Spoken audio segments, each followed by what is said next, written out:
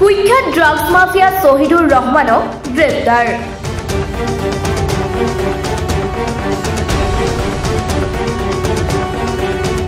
কোকৰাঝাৰ জিলাৰ পৰ্বতঝোৰা কাজিগাঁও আৰক্ষী থানাৰ ভাৰপ্ৰাপ্ত আৰক্ষী বিষয়া সঞ্জয় শইকীয়াৰ নেতৃত্বত গৌৰীপুৰৰ আলমগঞ্জ মাঝিপাৰাস্থিত নিজ বাসগৃহৰ পৰা গ্ৰেপ্তাৰ কৰে ড্ৰাগছ সৰবৰাহকাৰী শহীদুৰ ৰহমানক।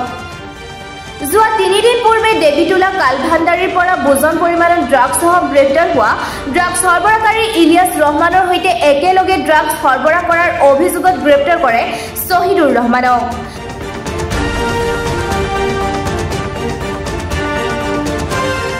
শহীদুৰ ৰহমানে দীৰ্ঘদিনৰ পৰাই কাজিগাঁও আৰু গৌৰীপুৰৰ বিভিন্ন অঞ্চলত ড্ৰাগছ সৰবৰাহ কৰি আহিছে, যাৰ বাবে 2023 চনৰ জুলাই মাহৰ 7 তাৰিখে বুজন পৰিমাণৰ ড্ৰাগছসহ গৌৰীপুৰ আৰক্ষীয়ে গ্ৰেপ্তাৰ কৰি ধুবুৰী জিলাৰ কাৰাগাৰত প্ৰেৰণ কৰিছিল।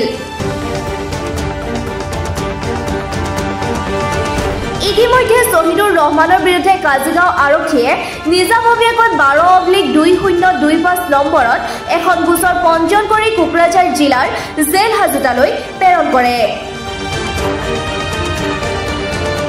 নিউজ ডেস্ক ৰিপৰ্ট, মাছবি নিউজ।